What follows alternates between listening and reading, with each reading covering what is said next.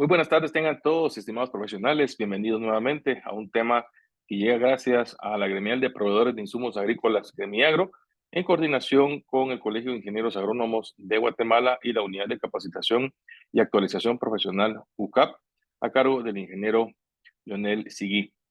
En esta oportunidad y en seguimiento a lo que hemos venido escuchando, y pues hoy toca lo que es el módulo 5 sobre los temas de salud del suelo, específicamente microbiología del suelo, el cual pues estará a cargo del ingeniero Cristian Rossi, y agradeciéndole siempre a todos sus consultas o aportes también que puedan tener al respecto de esta información, anotarla en la bandeja de preguntas y respuestas o en el chat general, donde al finalizar la ponencia le estaremos dando seguimiento en conjunto con el ingeniero Cristian Rossi.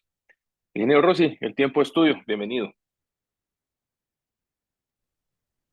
Buenas tardes y gracias por la introducción. Como siempre, es un gran gusto estar con ustedes, estimados amigos y profesionales.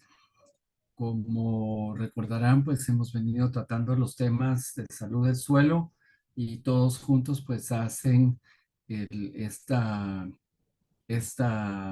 grupo de temas, pues una herramienta importantísima para recordarnos precisamente pues los elementos que son indispensables para mantener esa salud del suelo, para cuidar nuestro suelo y sobre todo para lograr una agricultura responsable y sostenible. Como siempre, pues como ya lo mencionó el ingeniero Franco, en otras oportunidades y en esta, al final de la presentación, pues se podrán hacer las preguntas y las respuestas, como siempre. Y entonces, sin más, vamos a proceder como siempre. Voy a apagar mi cámara y voy a encender el puntero y entonces podemos ya dar paso a lo que es el tema en sí.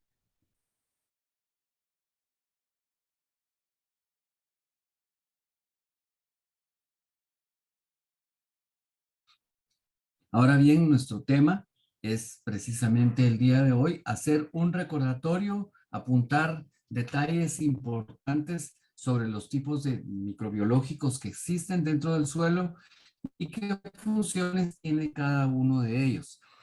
Pensemos en que este es un tema bastante complejo y normalmente en una carrera profesional, pues se llevan varios cursos con respecto a lo que es microbiología, dependiendo pues de la parte biológica, la parte química, la parte funcional. Entonces, vamos a hacer hoy solo un esbozo de los factores importantes, de los temas importantes a los cuales pues hay que poner sobre la mesa para terminar de entender a qué nos referimos cuando hablamos de salud del suelo y todos los factores o la importancia que tienen estos elementos en que el suelo sea saludable, sea fértil y nos permita obtener los resultados que estamos buscando cuando hacemos un cultivo. Entonces, sin más, vamos a iniciar, como siempre, encendiendo nuestro puntero para guiar de buena manera la presentación y vamos a ver rápidamente la agenda correspondiente a nuestro tema. Primero, los aspectos importantes, o sea, lo que tenemos que destacar sobre lo que es la microbiología del suelo en sí. Vamos a hablar un poquito de los hongos, cuál es su función, a qué nos referimos cuando hablamos de hongos. Luego vamos a hacer una parada un poco rápida en los hongos micorrízicos arbusculares, por qué son tan importantes, por qué nos interesa tanto este tipo de microorganismos. La ectomicorriza, las diferencias entre los hongos micorrízicos arbusculares y la ectomicorriza cuando ésta se localiza afuera de la raíz. Los protozoos, que es otra gran gama de microorganismos que están presentes en el suelo. Las bacterias, los microorganismos promotores del crecimiento vegetal, que al final de cuentas pues son vitales para nuestro trabajo y para nuestro diario desempeño cuando nos dedicamos a todos los temas agrícolas. Otros microorganismos que son importantes, que están también relacionados, que viven en el suelo, darle una miradita a las referencias solo para que ustedes pues entiendan o vean que toda la información que nosotros estamos utilizando para este seminario, pues ha salido de referencias importantes y que están disponibles, ya sea en forma de PDF, ya sea en forma de libros o referencias que también están en Internet. Y por supuesto, las conclusiones finales, y eso en el momento en donde podemos hacer las preguntas y respuestas, los aportes, las contribuciones o lo que haya que comentar con respecto al tema al final de la presentación. Así es que desde ya les agradezco su atención. Estamos entonces contribuyendo con ustedes. Vamos a aprender todos juntos de este seminario, de este módulo en específico, y espero pues que la información sea del agrado de ustedes.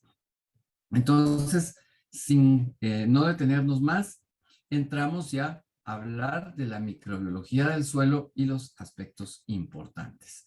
Entonces, lo primero que tenemos que destacar es que sí, en el suelo existen dos tipos de microorganismos, dos grandes grupos de microorganismos, mejor dicho, lo que es la microflora y lo que es la microfauna. ¿Cuál es la diferencia entre estos dos grandes grupos de microorganismos que están funcionando? Bueno, los primeros, la microflora, se refiere a todos los microorganismos cuya naturaleza es de origen o funcionamiento vegetal. Esto quiere decir que son autótrofos que en su mayoría lo que hacen es producir fotosíntesis a partir de la luz solar, utilizando la clorofila y todos los sistemas bioquímicos que ya conocemos. Y por otro lado está la microfauna, o sea, estos son los microorganismos que dependen, o sea, que son, perdón, de origen animal o que tienen funcionamiento animal y que dependen de una nutrición externa. No son capaces de sintetizar su alimento. Entonces tienen que alimentarse de sustratos que se encuentran en el suelo, que nosotros colocamos, que están disponibles, que tienen el movimiento químico y todo lo que ya, de lo cual ya hemos hablado. Entonces, pensemos en que ambos grupos de microorganismos van a estar funcionando en servicio nuestro cuando estos son de origen benéfico, o sea, no son patógenos, y cuando son patógenos, pues definitivamente los tenemos que controlar para evitar problemas. Si vemos aquí hay una lámina en donde están todos, un resumen de todos los grupos de microorganismos y de animales, insectos que se encuentran presentes dentro del suelo. Y la idea es solo para que ustedes vean lo complejo que es todo este sistema dentro del suelo, porque están encadenados.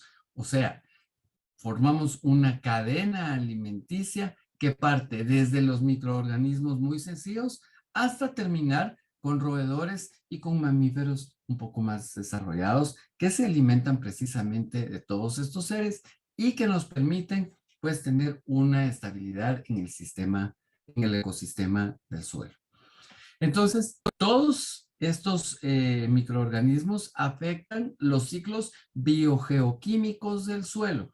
Y la palabra es muy interesante. ¿Por qué? Porque está compuesta precisamente de todos los elementos que ya hemos hablado, la parte biológica, la parte física y la parte química del sistema del suelo. Y aparte de, afectan los ciclos de disponibilidad de nutrientes para las plantas. Recordemos que los microorganismos son los que se encargan de mover, de sintetizar, de destruir, de metabolizar, de tener la situación controlada en el caso de los nutrientes dentro del suelo y producen ciertas reacciones, como por ejemplo en el caso del nitrógeno, el poder fijar el nitrógeno, transformar el nitrógeno a amonio, de amonio a nitritos, de nitritos a nitratos, y luego el proceso inverso, regresar a obtener nuevamente nitrógeno que sale a la atmósfera. Entonces, por eso es que hablamos de que los microorganismos afectan esos ciclos de disponibilidad de nutrientes. Además, colaboran con la degradación de la materia orgánica del suelo. Y esto es muy importante porque, como ya dijimos, el suelo es un gran ser vivo al cual pues hay que cuidar, hay que darle todo lo que se necesita, humedad, aire, movimiento, nutrientes, en fin, una serie de elementos para que se mantenga ese sistema funcionando. Pero gran parte del trabajo de los microorganismos es precisamente transformar la materia orgánica, la que está presente, a sustancias que pueden ser absorbidas, ya sea por los microorganismos o ya sea por las plantas, por las raíces de las plantas y por lo tanto son vitales.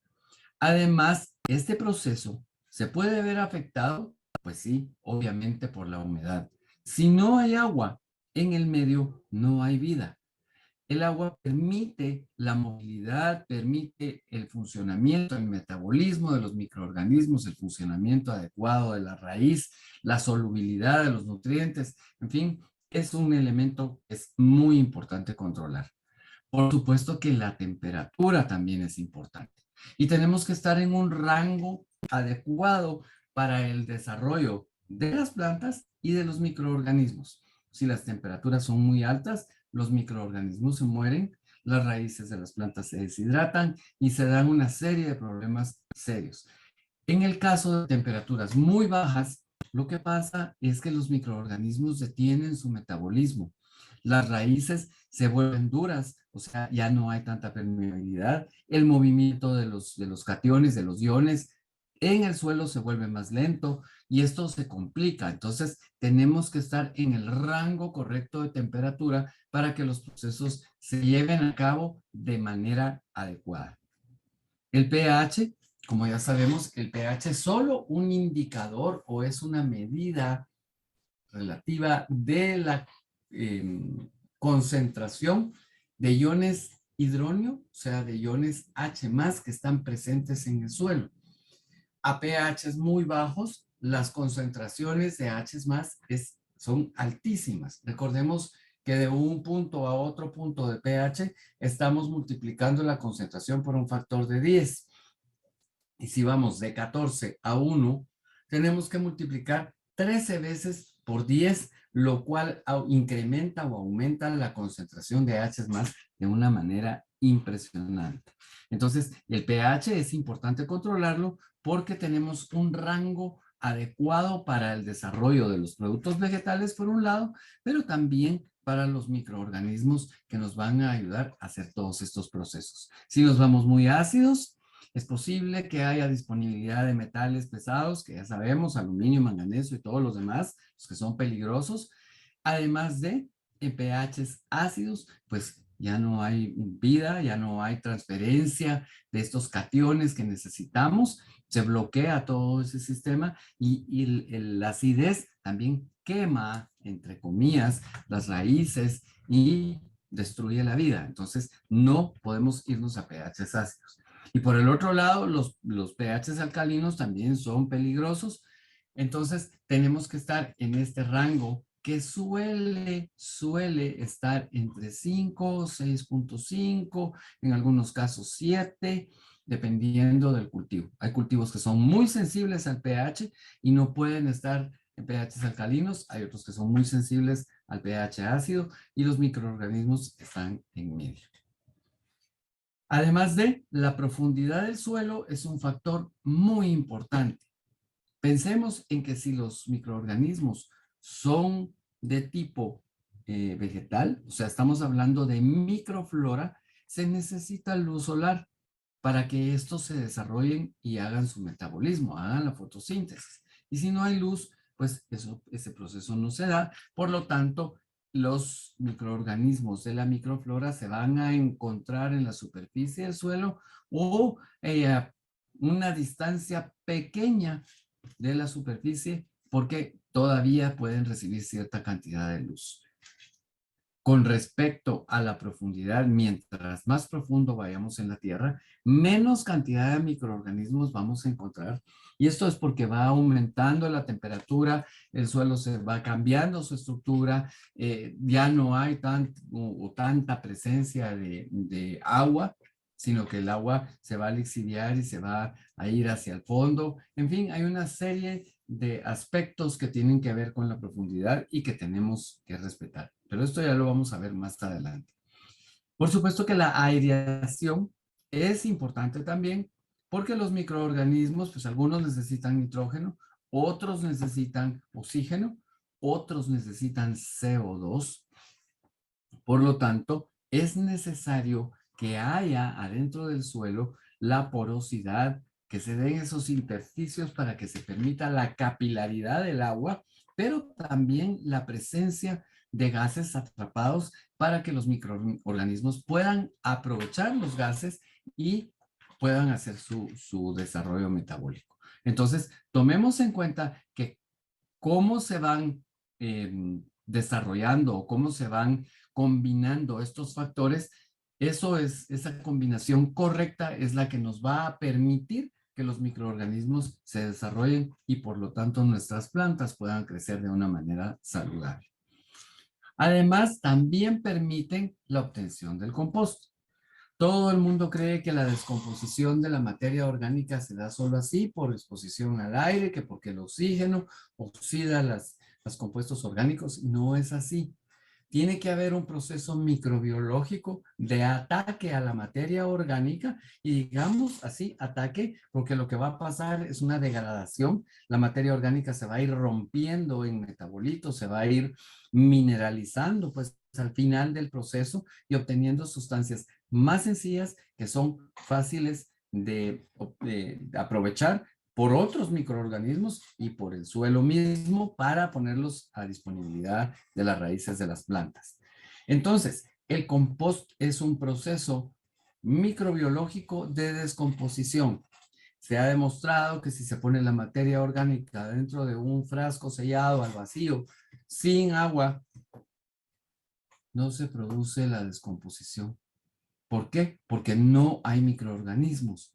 Ahora bien, si se hace un inóculo y se dan todos los elementos necesarios para estimular el desarrollo de los microorganismos, esa producción de compost es muy eficiente, muy rápida y además produce un buen compost. Los nutrientes se van a transformar de materiales orgánicos complejos a materiales inorgánicos. Y aquí cuando hablamos de materiales orgánicos, voy a hacer hincapié que hablamos de materiales que son correspondientes a la química del carbono, pero de origen biológico. Y estos por procesos, por muchos procesos, se van a convertir en materiales inorgánicos. O sea, vamos a obtener sales, vamos a obtener sustancias muy sencillas en su composición, porque el carbono se va a desprender en sistema en forma de metano, en forma de CO2 y en algunos casos también en forma de monóxido, cuando se da el proceso completo. El resultado es que estos productos inorgánicos sean asimilables por la raíz. Recordemos que la raíz, para poder asimilar un producto, debe ser soluble en agua, debe ser ionizable, debe ser una sal, debe poderse separar, ¿verdad?, por cargas eléctricas y ser manejado por el agua para que los pueda tomar la raíz. Permiten el metabolismo de microorganismos, ¿sí? Estos productos inorgánicos también van a alimentar a los microorganismos que están presentes en el suelo. Entonces, todo este ecosistema está funcionando para mantener un equilibrio en donde todos deben salir beneficiados. Los microorganismos del suelo son la base de la cadena alimentaria. Ahí inicia la cadena alimentaria. Y estos son bacterias, hongos unicelulares, microalgas, por ejemplo, protozoos, y hay otro montón. Pensemos en que los principales, pues son estos grupos, pero recordemos que así como hay bacterias benéficas, pues también hay bacterias patógenas. Así como hay hongos muy beneficiosos, también hay hongos que pueden causar muchos problemas. Entonces, tenemos que estimular el crecimiento de los microorganismos que benefician nuestro sistema suelo, raíz, agua, gases.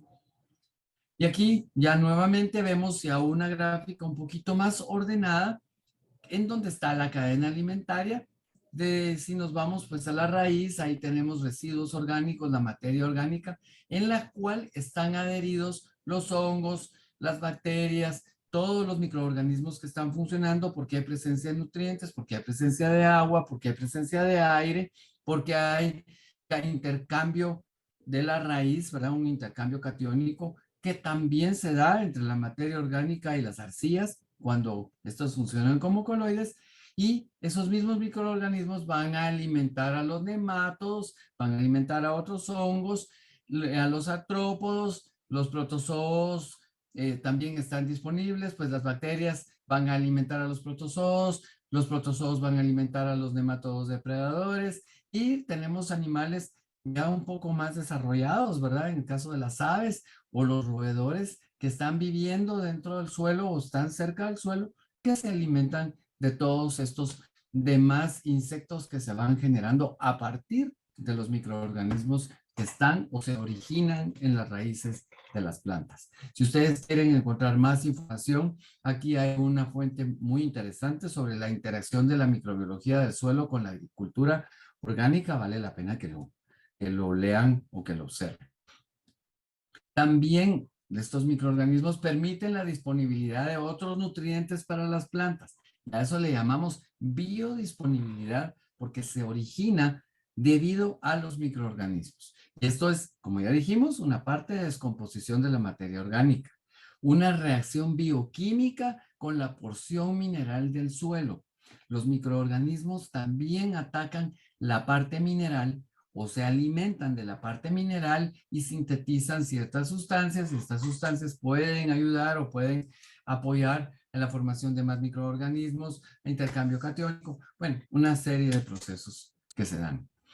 Se va a producir CO2 y humus cuando la materia orgánica se descompone. En algunos casos se produce metano, en algunos casos se produce un poco de hidrógeno, se producen algunos iones ácidos, en fin, hay una serie de reacciones químicas que van por ahí, pero la mayor contribución es en CO2 que se va a la atmósfera o que alimenta a los microorganismos que son de tipo fotosintético, o sea, la microflora, y entonces se da esa convivencia sana de los microorganismos.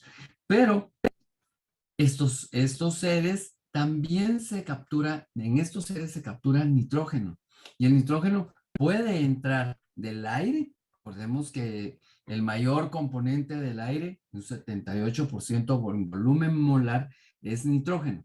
Y ese nitrógeno, cuando se pone en contacto con las partículas del suelo, pues se queda atrapado, se queda ahí disponible para que las bacterias fijadoras o las bacterias que producen amonio pues hagan sus procesos, y entonces se queda guardado ese nitrógeno también. No están distribuidos los microorganismos uniformemente en el suelo. Hay un mosaico discontinuo de microambientes, y esto quiere decir que los microorganismos van a estar localizados en donde las características son adecuadas para que estos se desarrollen. Pueden haber áreas en donde los microorganismos proliferan rápidamente porque el pH, porque la nutrición, porque la cantidad de agua está adecuada, y pueden haber zonas en donde los microorganismos son muy pocos. Entonces, tenemos que tratar que si vamos a hacer un cultivo, de que todo el terreno, todo el suelo que tenemos disponible tenga esa proliferación correcta de microorganismos, y tenemos que crear ese ambiente correcto para que ellos se desarrollen. Los microambientes favorables para el desarrollo microbiano son limitados en área y en tiempo. Esto quiere decir que solo hay algunos sectores en los cuales todas las condiciones son adecuadas, pero también en tiempo. Recordemos que al ser un sistema viviente, si no se renuevan los elementos necesarios, los microorganismos se van a agotar y se van a morir. Van a desarrollarse hasta cierto nivel, y como ya no hay manera de reproducirse, ya no, porque las condiciones son limitadas, Entonces, el tiempo también es limitado para que estos estén presentes. Tomemos en cuenta esto porque tenemos que tratar de que el área sea la mayor posible y que el tiempo no se agote con respecto a los recursos que tenemos. Hablando un poco de la distribución, o sea, con respecto a la distribución, aquí tenemos una tablita en donde estamos hablando de la profundidad en centímetros a partir de la superficie. Vamos a ir bajando por rangos y como ustedes van a ver, aquí tenemos los diferentes tipos de bacterias, por ejemplo, las aeróbicas, las anaeróbicas, las actinobacterias, los hongos y las algas. Y conforme vamos bajando en profundidad, así va disminuyendo la cantidad de microorganismos que están presentes. Observen que algas es de lo menos que hay cuando nos vamos en profundidad, porque resulta que las algas, todas o la gran mayoría, producen fotosíntesis y necesitan luz. Entonces, si bajamos a una profundidad entre 65 y 75 centímetros, pues la cantidad de algas presentes es muy pequeña con respecto a la que vamos a tener si estamos entre 3 a 8 centímetros. Miren la cantidad de bacterias aeróbicas, 7.800, ¿verdad? ¿Por qué? Porque multiplicamos por 1.000, 7.800 bacterias aeróbicas por gramo que tenemos de suelo a 3, entre 3 y 8 centímetros. Entre 20 a 25 reducimos a 1.8, o sea, 1.800. Perdón, 7.800 por 10 a la 3, 1.800 por 10 a la 3, 472 por 10 a la 3, 10 por 10 a la 3 y así sucesivamente. Miren lo dramático que es el cambio con respecto a la profundidad. Y así son todos los demás. La dispersión de microorganismos, exceptuando los fototróficos, que son los que están en la superficie, sigue la distribución vertical de nutrientes.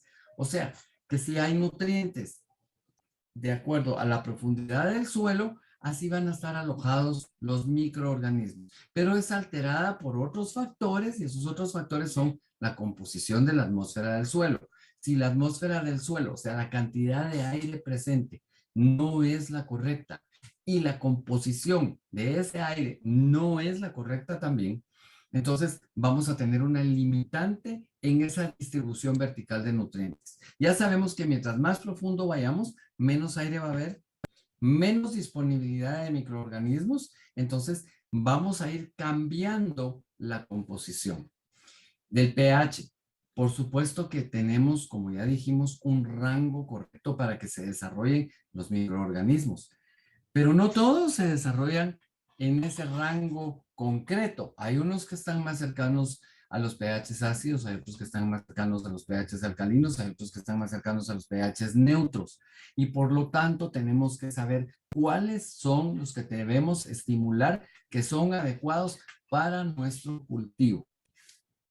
La humedad, que es obvio, ya sabemos que si no hay agua, si no hay presente agua en el suelo, no hay microorganismos, no funcionan las raíces, no hay movimiento de nutrientes, por lo tanto no hay vida. Entonces, tenemos que monitorear correctamente la humedad de nuestro suelo y esto hay que hacerlo periódicamente. Es importantísimo también revisar, como ya vimos cuando hablamos de estructuras del suelo, ya vimos que pueden haber formación de costras. Entonces pudo haber caído una lluvia muy fuerte, pero el agua no entró. ¿Por qué? Porque lo que tenemos es grandes costras sobre la superficie que no permiten la permeabilidad y entonces los suelos se vuelven impermeables y el agua no entra. Entonces tenemos que revisar este factor. La cantidad de minerales asimilables. Y esto viene atado a toda la parte de control que tenemos que hacer. No solo es el pH, no solo es la humedad, no es la cantidad de gases, es todo junto, más los minerales que son asimilables. Es posible que en nuestro suelo tengamos algunos compuestos químicos que no son asimilables. Eso quiere decir que son compuestos químicos muy complejos que la raíz no puede introducir. ¿Y qué tenemos que hacer? Pues encontrar la manera de que estos minerales sean asimilables. Ya sabemos que el movimiento de los cationes y de los iones metálicos que nos interesan se va a dar en cierto rango de pH. No sé si se recordarán de aquella gráfica que habla de la variación del pH y cómo se promueve esa liberación de cationes. Entonces, tomemos en cuenta eso para saber cómo podemos manejar nosotros esta cantidad de minerales que sean asimilables dentro del suelo. Presencia de sustancias antimicrobianas. Si hay sustancias antimicrobianas, estas van a atacar los microbios, pues por eso se llaman antimicrobianas, y el problema es que van a funcionar, sí, como grandes antibióticos, como grandes esterilizadores del suelo, y por más que hagamos, nuestros microorganismos no se van a desarrollar y por lo tanto nuestras raíces tampoco. Recuerden que es una simbiosis de microorganismos con las raíces de las plantas lo que necesitamos tener en el suelo. Por lo tanto, insisto en cuidar ese nuestro sistema vivo que tenemos, que es bien complejo. Hablemos un poquito de los hongos. Los hongos son importantes, los hongos benéficos son importantes y cumplen funciones simbióticas específicas en el desarrollo de las plantas. Fíjense que aquí tengo una gráfica, una lámina, en donde lo que hay es un corte del suelo, en donde hay un desarrollo de la raíz, pero podemos ver los nódulos, ¿verdad? Están aquí los nódulos, las vesículas y toda esa estructura que se forma en las raíces. Y aquí lo que tenemos es un hongo de tipo micorriza arbusculo-versiculares, ¿verdad? A estas se les conoce como VAM, con B pequeña, así las vamos a encontrar sus siglas en inglés en todos los documentos. Y entonces aquí están las estructuras arbusculares, ¿verdad? Que parecen como un árbol, esa situación como de la raíz. Y aquí podemos ver las vesículas. Y esas vesículas son las que retienen esa cantidad de microorganismos que nos interesan y retienen también los nutrientes que van a ser asimilados después. Entonces, esta es una estructura bastante compleja adentro del suelo, en donde está la simbiosis de la raíz de la planta, más toda esa formación de esos hongos micorrizas arbusculo-versiculares que sirven para movimiento, claro está, como por ejemplo el del fósforo, que si no fuera por la ayuda de estos hongos, sería muy lento y sería muy difícil de mover. Los hongos también segregan varias enzimas y otras sustancias. Recordemos que las enzimas son las que permiten que se lleven a cabo algunos procesos, algunas reacciones químicas y hacen que los procesos se den de manera más rápida, con menos energía de activación. Yo no sé si ustedes conocen ese término de energía de activación porque tiene mucho que ver con cinética de reacciones, pero las enzimas bajan, al igual que los catalizadores, esa cantidad de energía necesaria y los procesos se dan mucho más rápido. Además, se adhieren a la raíz y facilitan que las plantas adquieran nutrientes. Por todo ese sistema complejo que ya vimos, todas esas estructuras extendidas, mayor área superficial, mayor retención de nutrientes, mayor retención de humedad. Entonces, ahí es donde se facilita, donde se promueve esa situación, ¿verdad? Y puede de alguna manera ayudar o facilitar o estimular ese crecimiento que necesitamos de los microorganismos en el suelo.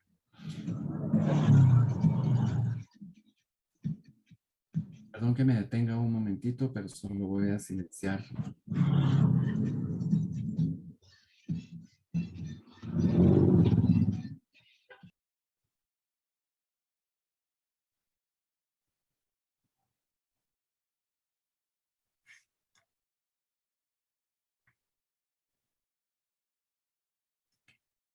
Ok, perdón.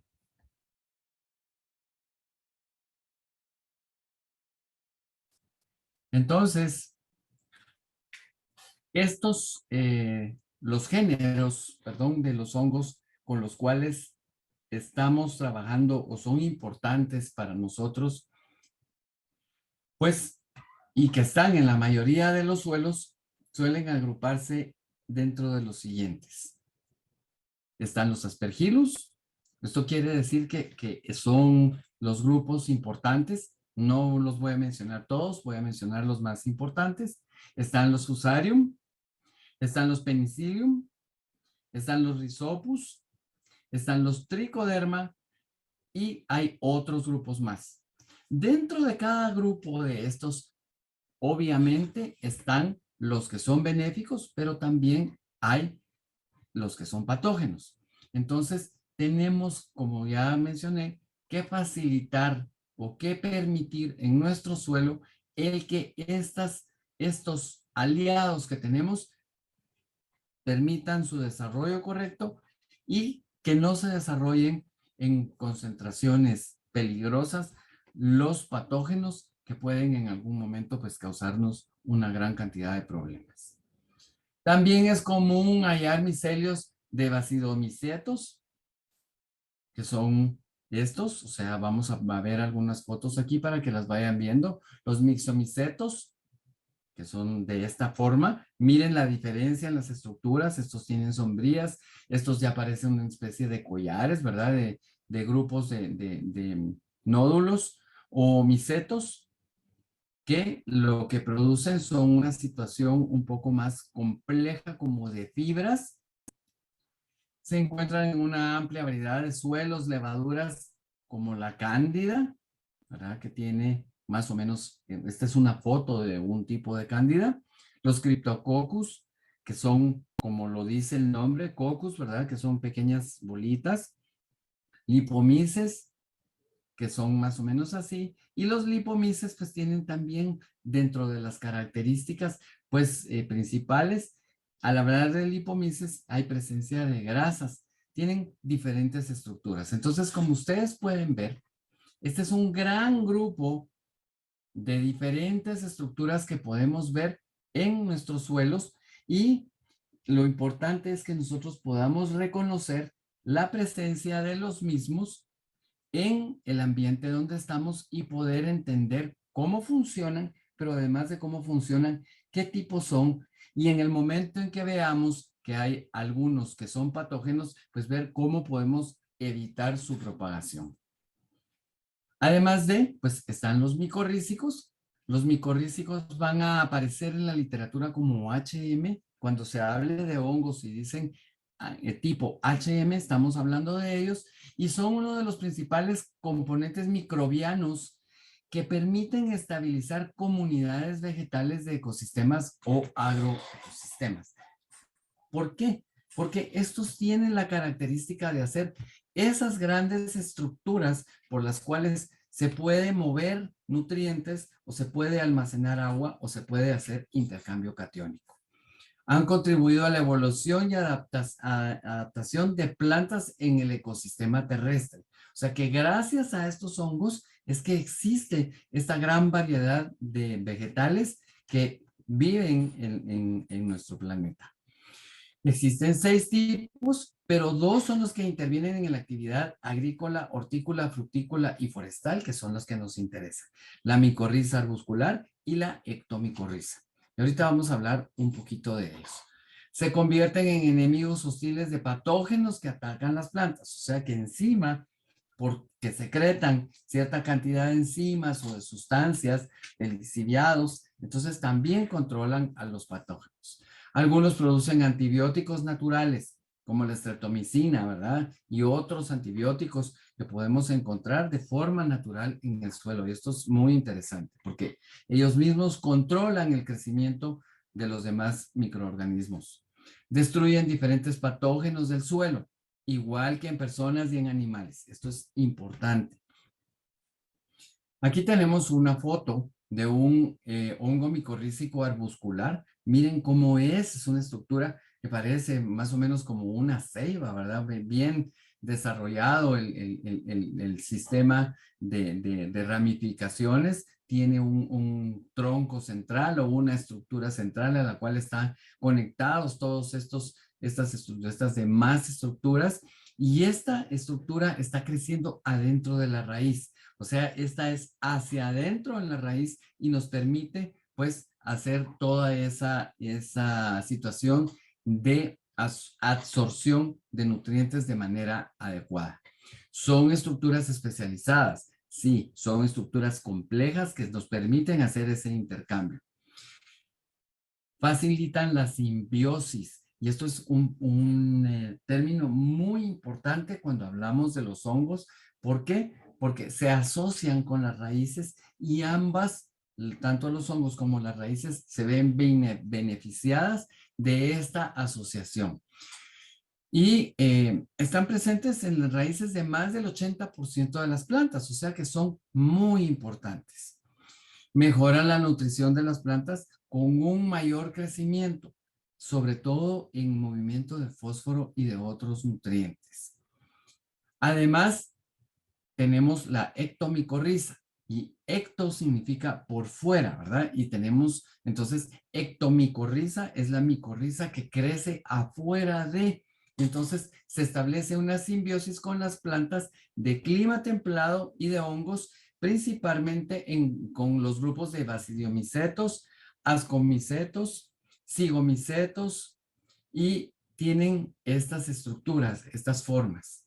Son totalmente diferentes, ¿verdad? O sea, las estructuras que se pueden formar. Y por ejemplo, aquí tenemos la raíz, aquí se ve claramente la raíz y las estructuras creciendo por el lado de afuera. Por eso es que se llaman ectomicorrizas. ¿Cuál es el rol entonces de los hongos? Contribuyen a la estructura del suelo. Y aquí pensemos que al desarrollar toda esta estructuras externas o al aumentar áreas superficiales, contribuyen a mejorar la estructura del suelo. Nos permiten que el suelo sea un poco menos compacto, donde haya más movimiento de agua, más movimiento de gases. Y sobre todo estructuras también en donde pueden desarrollarse los demás microorganismos. Generan nuevas partículas. O sea que ellos mismos, por su mismo metabolismo, como se van desarrollando, van creciendo, se van rompiendo estas partículas que van a formar parte de esa materia orgánica que se queda en el suelo. Penetran, además de los hongos, también penetran en poros y fisuras de rocas. Y ahí es de donde viene esa propiedad de trabajar con los minerales y con todos estos nutrientes que están en las rocas y que pueden ser aprovechados. Eso se llama invasión biomecánica, porque poco a poco los hongos se van introduciendo, van rompiendo las rocas, van extrayendo los minerales, las van partiendo, las van haciendo más finas y se van apoderando de esos minerales que se van liberando y los van incorporando a su sistema metabólico. Y también van usando sustratos sólidos, o sea, no solo son las rocas, sino que también son sustratos sólidos, como por ejemplo la lignina, la celulosa, todo eso se va degradando por acción de los hongos. Y les recuerdo, los hongos de la pudrición del suelo, los hongos de la pudrición blanca, son importantísimos para degradar la celulosa y la lignina. Permiten el traslado de nutrientes inorgánicos y orgánicos. Este es uno de los roles más importantes de los hongos. Además, producen exopolímeros. Y cuando hablamos de exopolímeros, estamos hablando también de polímeros complejos, celulósicos, de forma de lignina, algunos polímeros un poco más sencillos, como almidones, por ejemplo, intervienen en retención y migración del agua. ¿Por qué? Porque al formar estructuras, pues el agua se queda retenida adentro de las mismas y recordemos que también los hongos son ávidos del agua, entonces van a luchar por capturar el agua para su propio desarrollo.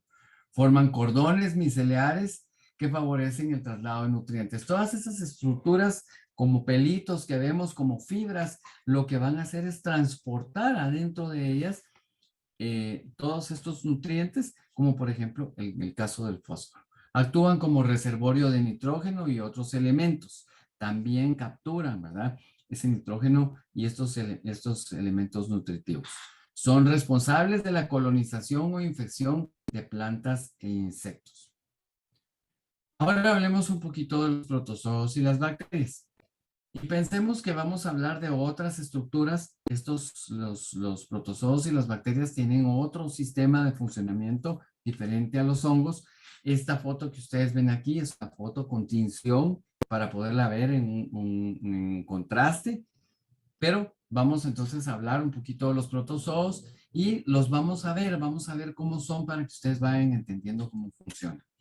Participan en el equilibrio biológico del suelo, se alimentan de gran cantidad de bacterias. Esa es una de las características de los protozoos porque son bastante más complejos que las bacterias.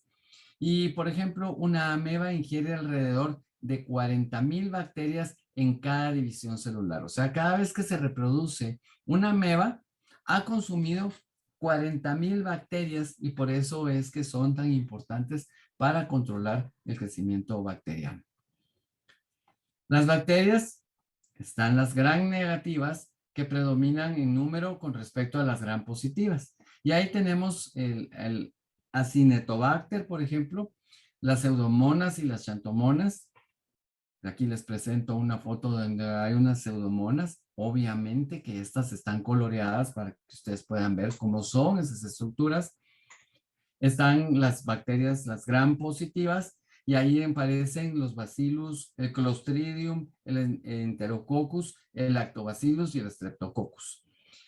Entonces, aquí están resaltados pseudomonas y clostridium porque corresponden a las fotos que tenemos aquí. Esto es una foto de unas pseudomonas y esta es una foto de un clostridium.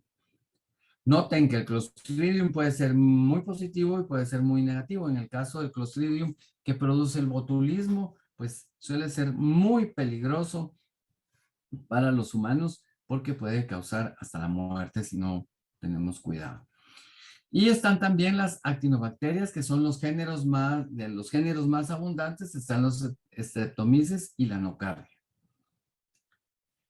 Ejemplos de géneros más representativos de mixobacterias del suelo son los Mixococcus. Aquí hay una foto. Recordemos que cuando hablamos de coccus, estamos hablando de estructuras que tienen la forma redonda, ¿verdad? De bolitas, por eso es que se les conoce como coccus. Está el Chondrococcus. Este Chondrococcus tiene la característica de ser un poco diferente la estructura. Este es un poco más arbuscular y los podemos diferenciar en funciones y en dónde se encuentran ubicados. Entre las principales poblaciones de fototróficas, o sea, las que hacen fotosíntesis, están las cianobacterias. Y en ejemplos de cianobacterias está la anabaena, ¿verdad? Esta es una foto de una anabaena que lo que parece es un collar como de cuentas de jade. Está el nostoc. El nostoc es de tipo globular, ¿verdad? Y, perdón, se me olvidó mencionar que las cianobacterias son importantes y se ponen de moda, sobre todo en nuestros lagos, en los cuerpos de agua. ¿Por qué? Porque al momento de hacer fotosíntesis, estas se desplazan hacia la superficie para capturar toda la luz solar posible y entonces forman esos cuerpos verdes que se notan sobre los cuerpos de agua. Resulta que estas, tanto la anabaena como la nostoc, tienen una función importante y es producir grasas. Y esas grasas pueden ser aprovechadas si se cultivan de manera correcta para la producción de biocombustibles como biodiesel, por ejemplo. Entonces, no todo es malo en las cianobacterias. Al contrario, si las usamos de manera correcta y las controlamos, podemos obtener fuente proteínica, pero también podemos obtener grasa de los glóbulos que se forman adentro de las estructuras celulares. Hablemos un poquito de los bacilos, de las tricodermas y las pseudomonas. Estos protegen semillas y plántulas contra varias enfermedades. O sea, estamos hablando de los que son benéficos. Protegen las raíces de plantas contra enfermedades infecciosas. Se inoculan en el suelo y su efectividad en este varía considerablemente. Aquí voy a hacer una aclaración con respecto a la microbiota. Ahora se está utilizando mucho el desarrollo de microorganismos en fermentadores, o sea, en equipos específicos para que se reproduzcan y podemos hacer cultivos o podemos hacer inoculaciones con estos microorganismos para regenerar los suelos.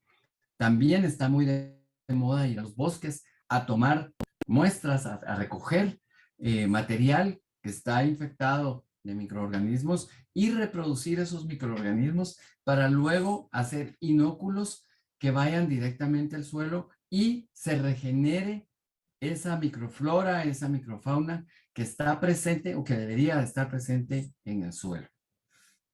Aquí hay una foto en donde tenemos diferentes grupos, ¿verdad? De bacilos, tricodermas y pseudomonas para que ustedes las vean. ¿Cuáles son los microorganismos promotores del crecimiento vegetal? Bueno, es una población que vive en la rizósfera, o sea, en esa zona de la rizósfera, y como endófita, o sea, que crecen fuera de la raíz. Es posible que estén intra o extracelular, o sea, de forma intra o extracelular, o sea, adentro o fuera de las células y del tejido vegetal sano. Tienen la capacidad de suprimir fitopatógenos y estimular el crecimiento vegetal. Cuando hablamos de estimular el crecimiento vegetal, lo que está pasando es que se producen sustancias nutritivas o exudados que pueden favorecer o pueden aportar nutrientes a las raíces de las plantas. Dentro de esos grupos de microorganismos promotores, pues tenemos, aquí hay una foto, ya vamos a hablar de ella, que se pueden inocular en suelos para mejorar la disponibilidad de nitrógeno, pueden ser agentes de biocontrol, inhibidores de patógenos vegetales, como el Fusarium oxysporum, ¿verdad? Esta es una foto del Fusarium oxysporum, del Pythium, es este que está aquí, y por eso tenemos en contraste dos estructuras que son diferentes, pero quería que ustedes los vieran para que vean cómo funcionan o cómo pueden hacer esa función de la cual hemos estado hablando. También hay producción de fitohormonas, que son muy importantes. Las hormonas, recuerden que son reguladoras y van a estar entonces presentes en el suelo. Producción de antimicrobianos, que ya lo hemos mencionado varias veces. Fijación de nitrógeno, como ya lo hemos hablado también varias veces. La degradación de biopolímeros como la celulosa, pectina, lignina y almidón. Estos biopolímeros, recuerden que los polímeros son estructuras repetitivas. En este caso, pues tenemos azúcares y eso es lo que hace estos polímeros. Muy sencillos en el caso del almidón y muy complicados en el caso de la celulosa y la lignina. Aquí hay una foto de la celulosa para que ustedes vean cómo es. Sí, parece como algodón, ¿verdad? Esas fibras apretadas. Esa es una celulosa que ya está limpia, ya está lavada. Y degradación de proteínas, polinucleótidos y lípidos. O sea, también se da esta situación. Pensemos que cuando vamos a producir biogás o vamos a producir compost, queremos romper proteínas, polinucleótidos y lípidos. Y por eso necesitamos estos microorganismos que van a estar presentes en el suelo para hacer ese rompimiento. La planta no se puede alimentar de proteínas, de polinucleótidos y de lípidos. Tiene que usar sustancias muy sencillas para poderse alimentar. Entonces hay que romper todo esto por procesos complejos y por eso es necesaria la presencia de estos microorganismos. Va a haber amonificación, o sea, va a haber producción de amoníaco, de amonio, que va a estar presente en el suelo y que es necesario en algunos procesos. Solubilización de fosfatos, también es importante esta solubilización de los fosfatos. Recuerden que estos no son solubles y tienen que estar en medios ácidos para que sean solubles. Otros microorganismos de vida libre con capacidad de reducir nitrógeno en la atmósfera son las bacterias diazotrofas y ahí está la Azospirillum, la Dexia, para lo cual hay una foto aquí, tenemos una estructura, las pseudomonas, miren lo diferente que son las pseudomonas, el Azotobacter, el Enterobacter, esos son algunos ejemplos.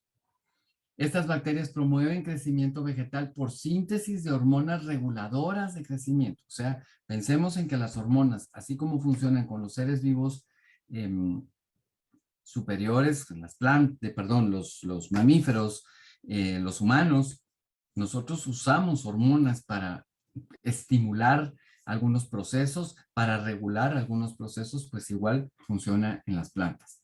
Actúan sobre el crecimiento e incidencia de patógenos en la raíz por excreción de antibióticos.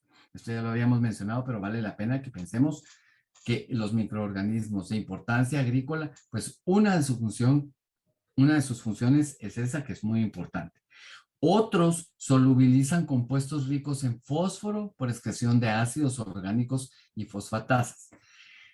Sí, cuando hablamos de los microorganismos que están funcionando, normalmente producen ácidos orgánicos. Los ácidos orgánicos, a diferencia de los ácidos inorgánicos, son ácidos que son un poco más difíciles de solubilizar.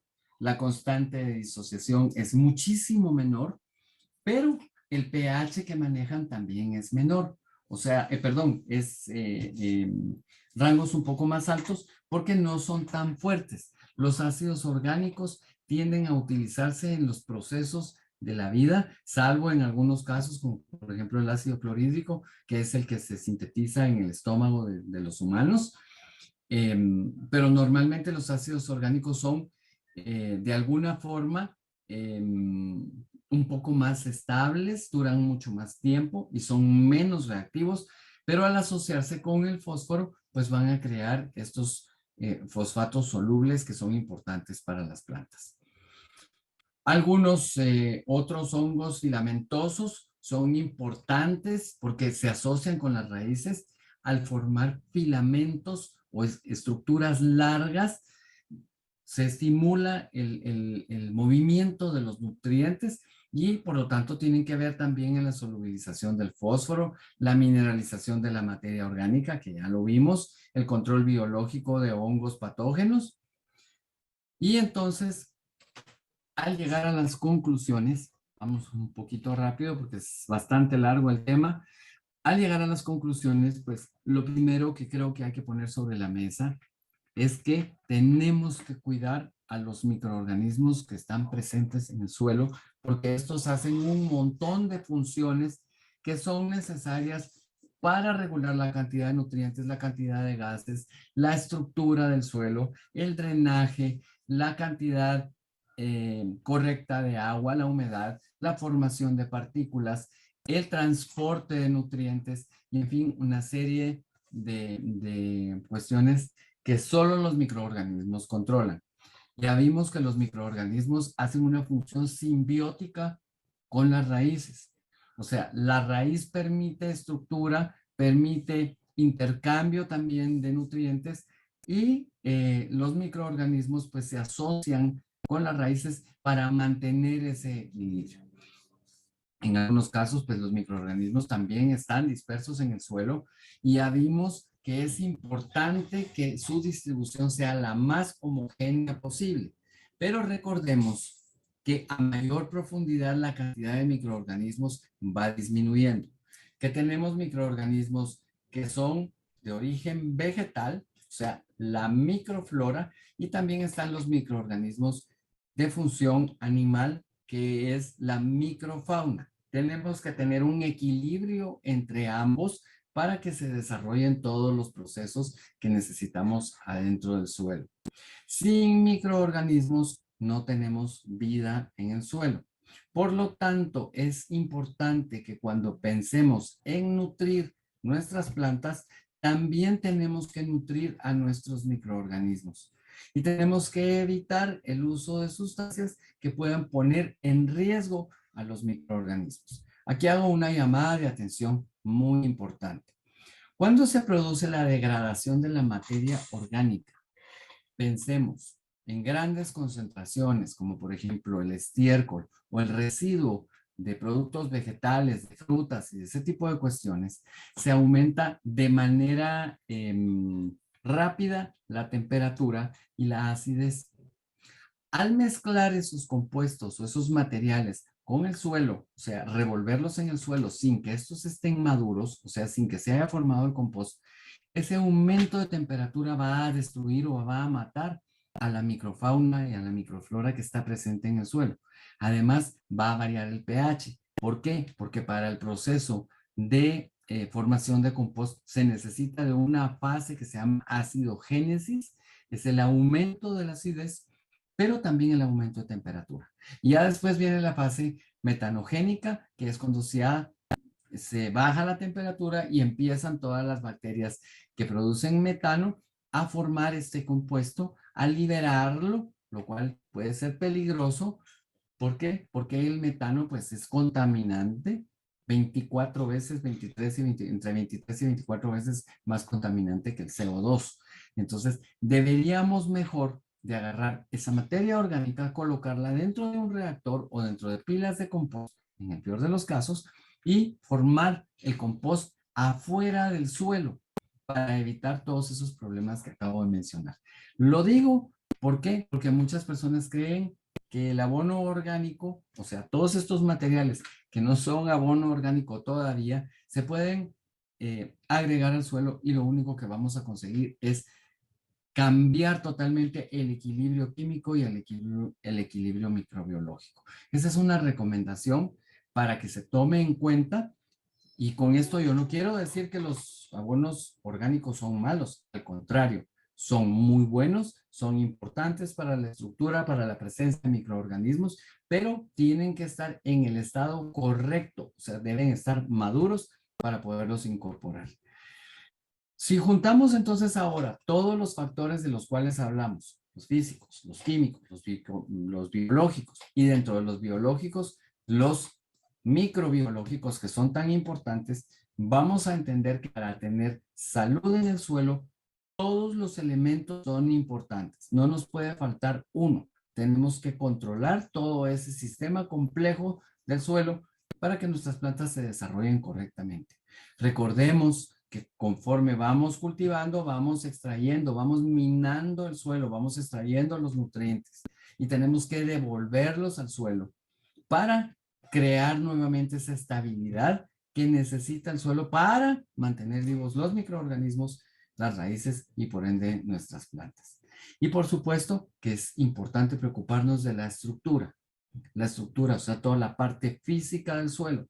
No podemos hacer una sobrelabranza. Ya sabemos que si exponemos el suelo al sol, vamos a perder un montón de nutrientes, vamos a matar un montón de microorganismos, vamos a liberar los gases, por lo tanto la labranza debe ser la correcta. Debemos agregar los nutrientes necesarios, ni más ni menos, y controlar las características para que todo este sistema vivo produzca un suelo saludable y fértil para nuestros cultivos y que puedan o que sigan proporcionándonos cultivos en la cantidad o los productos vegetales que obtenemos en la cantidad necesaria. Recordemos que estamos en riesgo por la seguridad alimentaria y necesitamos cuidar nuestros suelos y hacer que estos sean más productivos para tener mayor disponibilidad de alimentos. Vamos a pasar por una época bastante compleja con el aumento anual de población, y entonces es necesario mantener y controlar estas estructuras, estos sistemas vivientes para obtener los alimentos que necesitamos.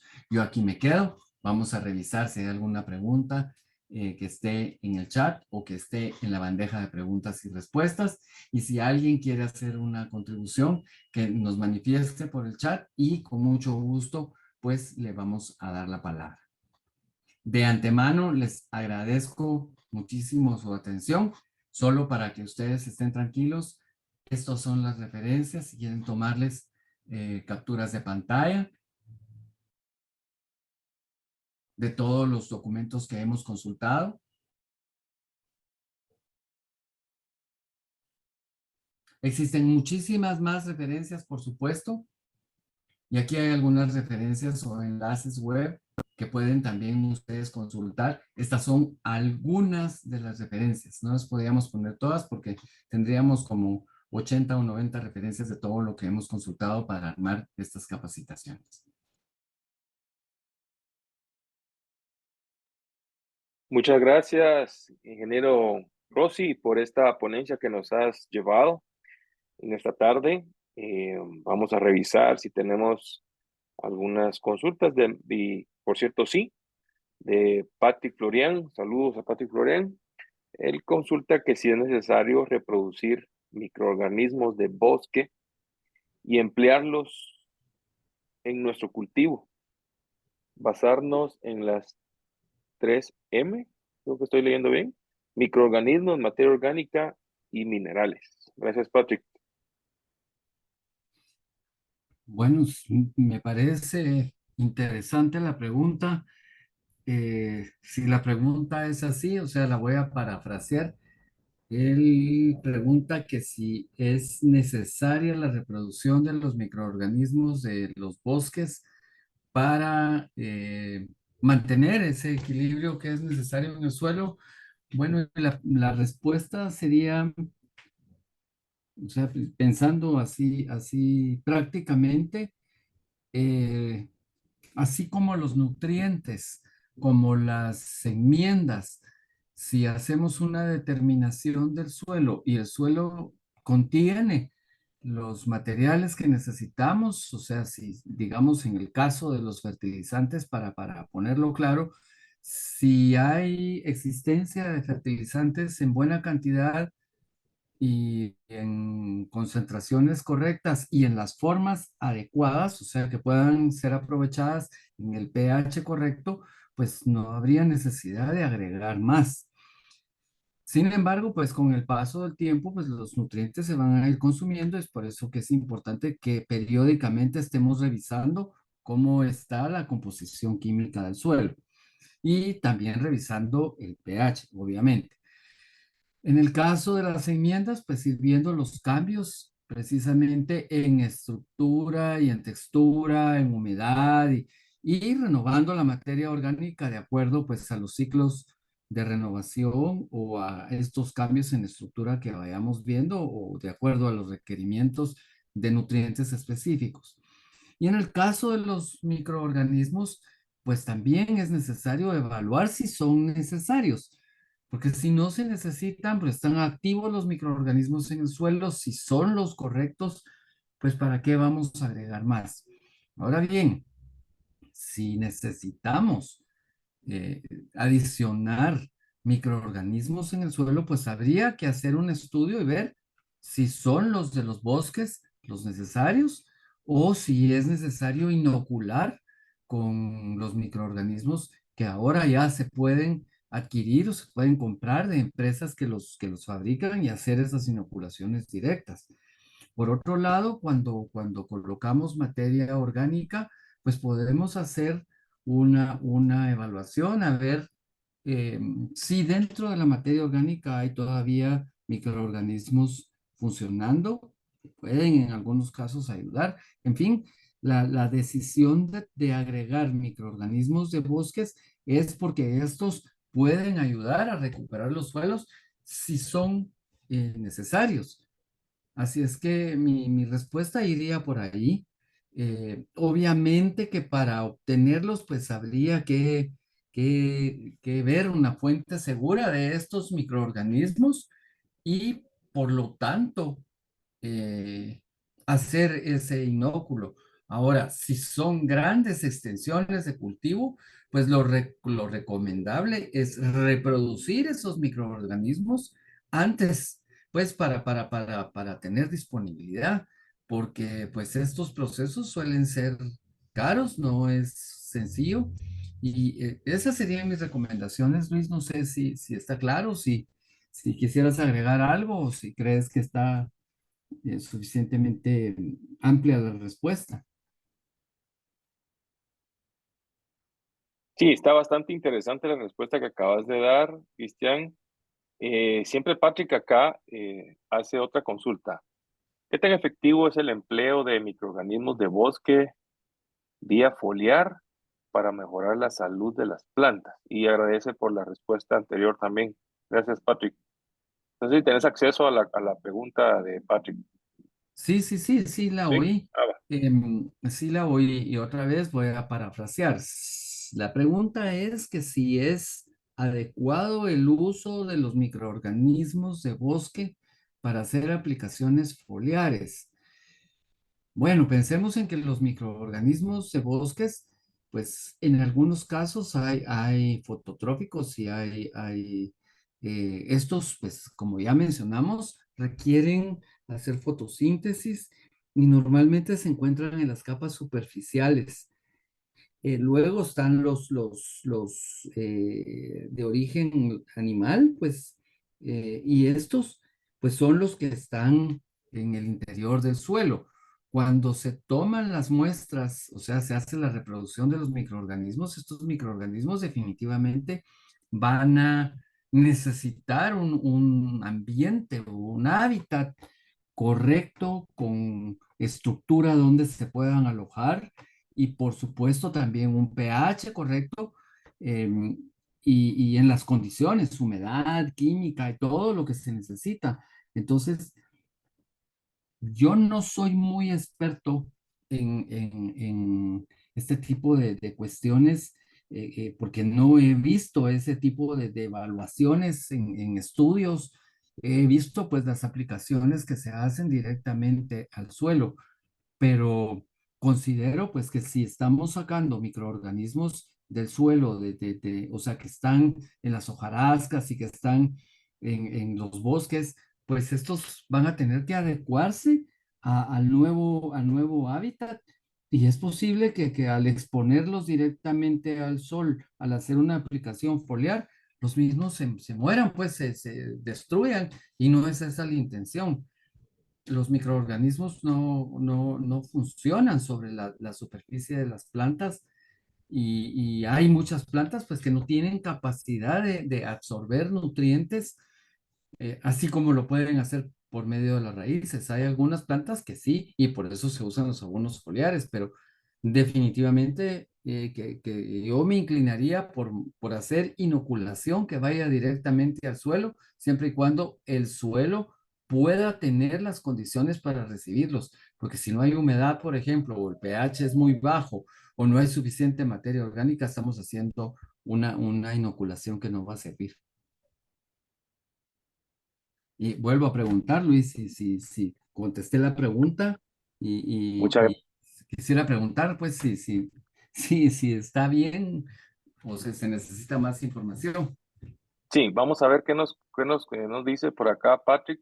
Sí, Patrick. Fíjate que Sergio, saludos Sergio Ustarte, nos hizo una consulta sobre qué tan difícil o tan eficiente sería producir de forma casera la Beauveria baciana.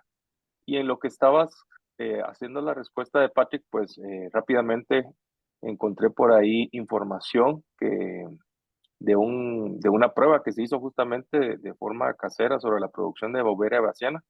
Espero Sergio pueda ser de su utilidad. Yo en realidad no tengo experiencia alguna. eh, Soy agrónomo, pero no he tenido la oportunidad de tener la producción de Beauveria baciana. El ingeniero Rossi es químico. No sé si has tenido alguna oportunidad de hacer esto también, Cristian. Bueno, creo que vale la pena aclararles que dentro pues, de mi experiencia, eh, pues sí, he trabajado mucho con toda la parte de bioquímica y biotecnología enfocada a todo lo que es producción de microorganismos y fermentaciones y, bueno, una serie de reacciones bioquímicas que se utilizan en la industria o se pueden utilizar para regenerar, para tratamiento de aguas, para tratamiento de suelos. Y el asunto es el siguiente: cuando se hace una reproducción de un microorganismo en forma casera, nos referimos pues a utilizar equipos o instrumentos y técnicas pues sencillas. El problema es garantizar la existencia o la sobrevivencia del microorganismo de interés. Cuando se hace una reproducción en un fermentador, y hablemosle, pues, hablemos de un fermentador o un reactor bioquímico, se trata de propiciar las condiciones correctas para que este sea el microorganismo que domine y que se reproduzca adecuadamente.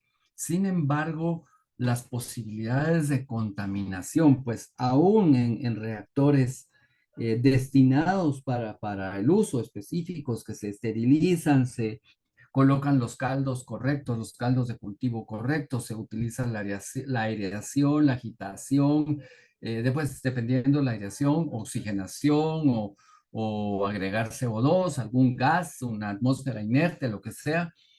Esto debe hacerse con muchísimo cuidado en los rangos de temperatura adecuada. Entonces, hacer esto en forma, digamos, artesanal o casera es complejo.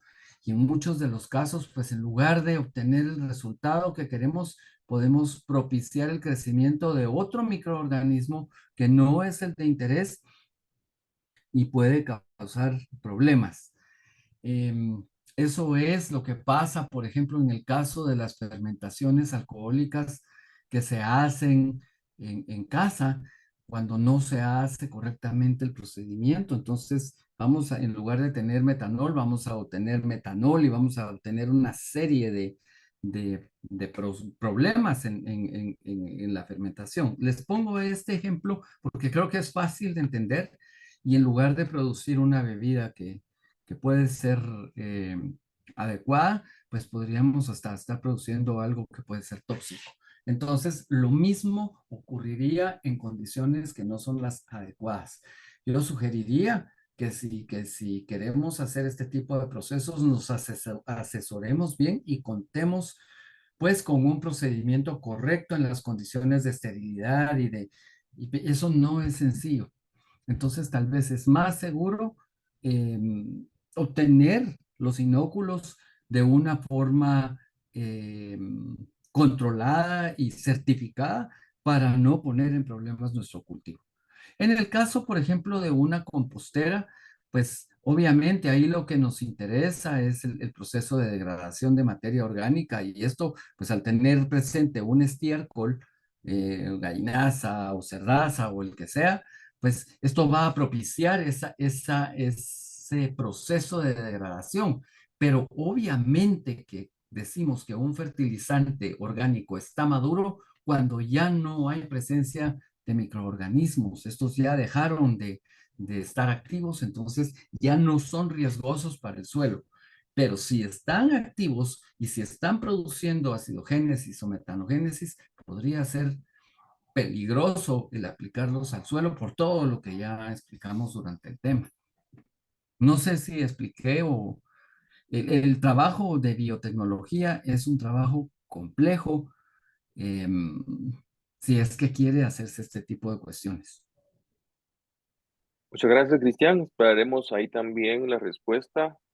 Y de hecho ya la tenemos de parte de Sergio, que indica que muchas gracias por la respuesta. Y tenemos una consulta también de Iván Aguirre, en donde pregunta cuál es el costo promedio por hectárea de los tratamientos que se expusieron y si hay empresas que capaciten acerca de estos cuidados al momento de, o los cuidados que tienen que tener al momento de aplicarlos, con el fin de incrementar la efectividad. No sé si entendiste la Sí, pregunta. sí, sí, sí entendí, sí entendí, estoy organizando mis ideas porque pues la respuesta es una respuesta y se ríen todos los patojos y los técnicos y las personas con quienes hacemos nuestras capacitaciones, porque esto es un depende. Depende de cuál es el tratamiento que se quiere aplicar, porque de los tratamientos que hemos mencionado, pues algunos pueden ser muy sencillos, pueden ir desde la aplicación de materia orgánica hasta la aplicación de un grupo específico de microorganismos, dependiendo del tipo de suelo y dependiendo entonces, hay rangos variables. Yo lo que sugeriría es que se contactaran algunas de las empresas para que ellos sean los que precisamente den los costos que por hectárea. Todo esto va a depender de las condiciones de los suelos, obviamente, pues después de hacer el análisis del suelo y del tipo de cultivo para establecer qué tipo de microorganismo es el que hay que colocar, el que hace falta, el que puede hacer una mejora en el suelo. Y sí, hay varias empresas en Guatemala que proveen la asesoría técnica específica. De hecho, existen algunos centros de capacitación ubicados pues en diferentes lugares del país. Hay algunas instalaciones que son, pero impresionantes con respecto a lo que es producción de microorganismos. Se los digo porque me consta, las he visitado los centros de capacitación y la verdad es que me he quedado sorprendido. De hecho, en algunos, pues tuve la oportunidad de participar en el diseño, en la asesoría técnica. Entonces es por eso que puedo hablar con propiedad de que existen estas empresas, pero sí dar un dato aproximado depende, sería irresponsable de mi parte porque depende de las condiciones de la cantidad de inóculo que hay que poner, el tipo de inóculo. Hay varios tipos de inóculos que se están produciendo y me imagino pues que ya con el paso del tiempo también estos productos son un poco más accesibles a como eran hace algunos años cuando tuve la oportunidad de participar en estos proyectos como mencioné. Y pues creo que esa sería la información. Ustedes pueden poner en internet o buscar en Facebook o, este tipo de soluciones y los van a encontrar porque están disponibles. Se los comento porque yo sí he tenido que entrar a internet a buscar las referencias y están activos los sitios, están disponibles las empresas. Ahora bien, sugerencia, por favor verifiquen que las empresas que van a proveer las inóculos o las soluciones biotecnológicas sean empresas que estén certificadas y que tengan experiencia y que porque hay algunas empresas que están vendiendo una serie de productos que tampoco están probados y certificados como otras. Así es que esas serían mis recomendaciones, Luis. Muchas gracias, Cristian. Muchas gracias. Mario Quinillo, saludos. Te indica buenas tardes. ¿Qué piensa de las fincas cafetaleras que aplican la pulpa de café de forma cruda? A los cultivos, incluso las granjas que aplican también la gallinaza cruda a los cultivos. ¿Qué respuesta tenés al respecto, Cristian? Tomando en cuenta que tanto la pulpa como la gallinaza no están llevando un proceso antes de ser aplicado en finca. Bueno, vamos a hacer, creo que hay que poner sobre la mesa varias ideas. Tanto la gallinaza como la pulpa de café es materia orgánica. Obviamente, pero pensando en que materia orgánica nos referimos a compuestos que vienen de la química del carbono. Son productos naturales, esa es la diferencia, ¿verdad? Son productos naturales, son producidos por seres vivos, por lo tanto son naturales, pero son de la química orgánica. Ambos materiales requieren de un proceso de degradación para obtener lo que necesitamos, que se llama mineralización, o sea, producción de nutrientes que sean accesibles a las plantas y a los microorganismos, o sea, pensando en los nutrientes. Si comparamos la composición de la gallinaza, la composición química de la gallinaza contra la pulpa de café, obviamente la carga microbiológica que se encuentra en la gallinaza es muchísimo más alta y más compleja que la carga microbiana que se encuentra en la pulpa del café. Pero ambos materiales van a necesitar un proceso de degradación y por lo tanto acidificación. Recordemos que la pulpa del café es rica en mieles y por lo tanto para llegar al proceso de degradación necesitan pasar por la fase alcohólica y luego la producción de ácido acético. En el caso del estiércol, de la gallinaza, pues obviamente se va a dar este proceso con tal vez más altas temperaturas por la carga microbiológica. Así es que mi recomendación sería que se aprovechara esa pulpa de café y se fermentara de una manera en composteras, pues se hiciera el proceso de compost y el compost fuera el que se aplicara directamente al suelo. Eso requiere tiempo, requiere cuidado, requiere mano de obra, requiere controles y se podría aprovechar en esas cantidades de pulpa de café algunos otros residuos orgánicos que están disponibles para hacer un compost mucho más rico en estructura que pueda adicionarse al suelo. Pero se hace por facilidad, o sea, se obtiene la pulpa y se pica y se perdón, un poquito más, y se mezcla en el suelo porque así se va a descomponer, pero no es así. O sea, la recomendación es que se haga todo este proceso de compost, que se controle, pero como ya indiqué, esto requiere mano de obra, requiere espacio, requiere cuidado, pero podríamos tener algo un poco más homogéneo que podamos controlar. Esa es mi manera de ver el asunto.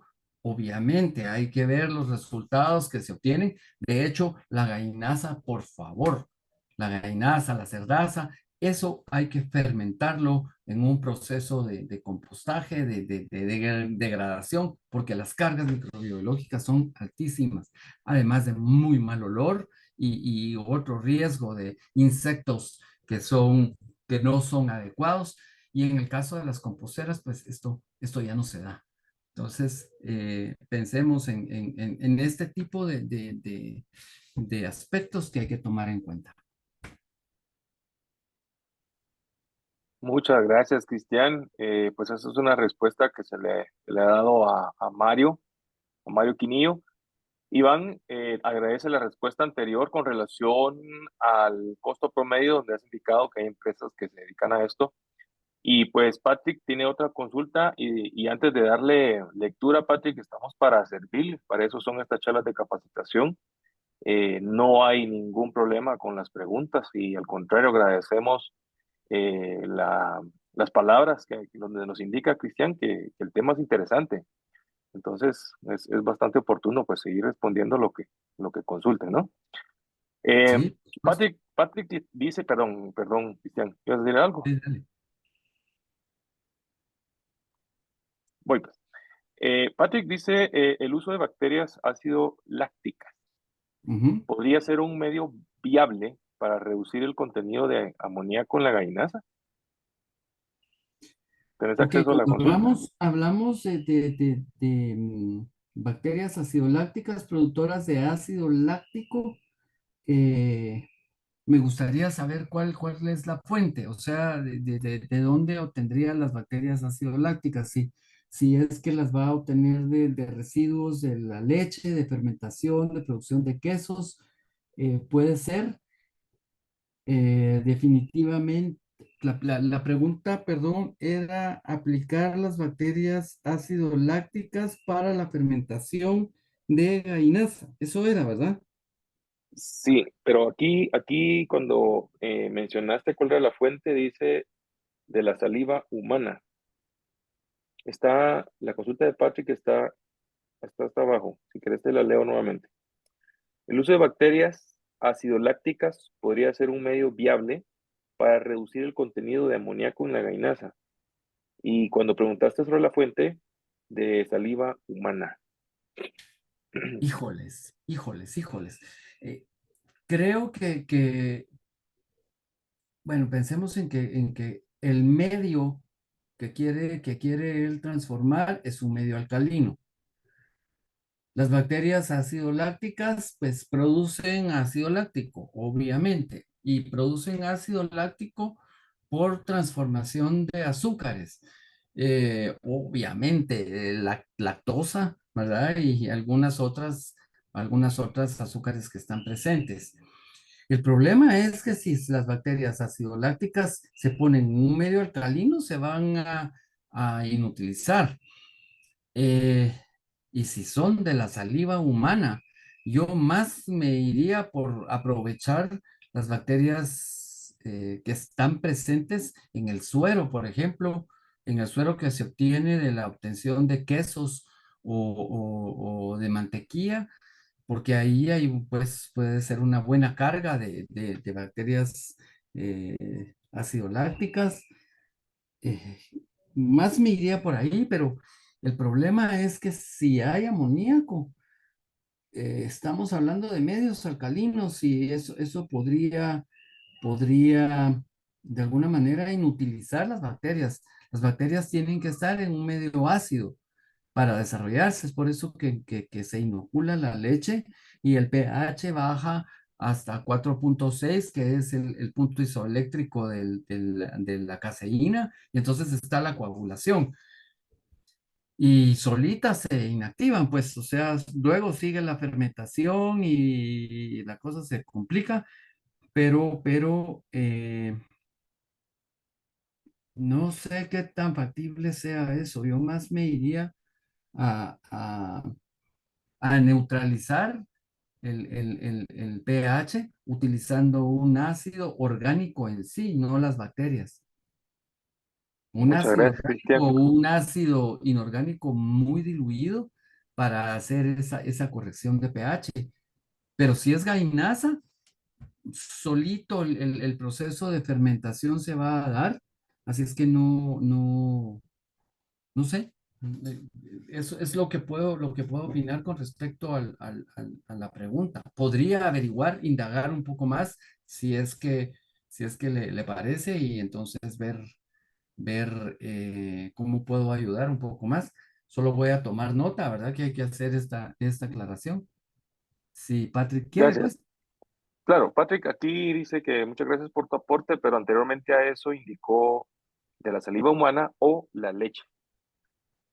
Cuando estabas contestando la pregunta, él nos indica que podría ser también Sí, ácido lácticas de suero de del suero de leche leche. es posible. De suero de Ujú. leche, de saliva humana está fregado, pues. Ya, En la saliva humana, bacterias acidolácticas, ay, eso es más del estómago, ¿no? Lo que hay en la saliva es enzimas que degraden la amilasa, por ejemplo, los almidones, ese tipo de cuestiones. Son más enzimas que bacterias. En el estómago sí hay, si es que es uno consumidor de productos lácteos y no tiene problemas con lactasa, perdón, con lactosa, es que tiene activas sus bacterias acidolácticas en el estómago y hay degradación, pero está complicado. muchas gracias, Cristian. Pues son las consultas que han ingresado por el momento. Gracias por la ponencia de esta tarde y también agradecerles a todos los profesionales que pues lunes tras lunes están acá conectándose con nosotros, siempre invitándoles a que puedan seguirnos en nuestras redes sociales como @gremiagro, en Facebook, Twitter, Instagram, LinkedIn y en YouTube, donde van a encontrar este y otros temas de capacitación, los cuales pueden visitar totalmente gratuitos. Nosotros no tenemos de momento autorización de compartir todo el material, pero consideramos que es aún más interesante que puedan descargar el video y poder ver en relación a cómo se desarrolla el tema y así pues con todo gusto nosotros también estaríamos recibiendo en el correo electrónico en info@gremiagro.com para darles el seguimiento de alguna consulta que tengan al respecto. Creo que hay algunas más. Vamos a ver, gracias por tu aporte. Gracias por la información. Saludos, Estuardo Ramos. Y bendiciones de vuelta a Pati Florian, igualmente. Eh, Sergio Urtate nos consulta otras fechas donde habrán más capacitaciones como esta. Sí, para todos, por favor, ingresen ya sea a @gremiagro en Facebook, para que puedan ver el calendario del seminario que estamos desarrollando en conjunto y en agradecimiento al Colegio de Ingenieros Agrónomos de Guatemala por medio de la Unidad de Capacitación y Actualización Profesional de la UCAP, donde también se están promocionando estos temas que llegan gracias a Gremiagro y donde también nosotros los podemos desarrollar de forma individual para cuando ustedes gusten, siempre y cuando pues tengamos un quórum, podemos hacer de forma virtual, lo podemos hacer de forma presencial y estamos totalmente a las órdenes. Así es que, Sergio, sería por favor de ingresar a las redes sociales del Colegio de Ingenieros, de UCAP o de Gremiagro para que pueda darle seguimiento a las próximas fechas. Y con esto nos despedimos, Cristian. Si tienes algo más que incluir, pues si no, pues damos por concluido el tema.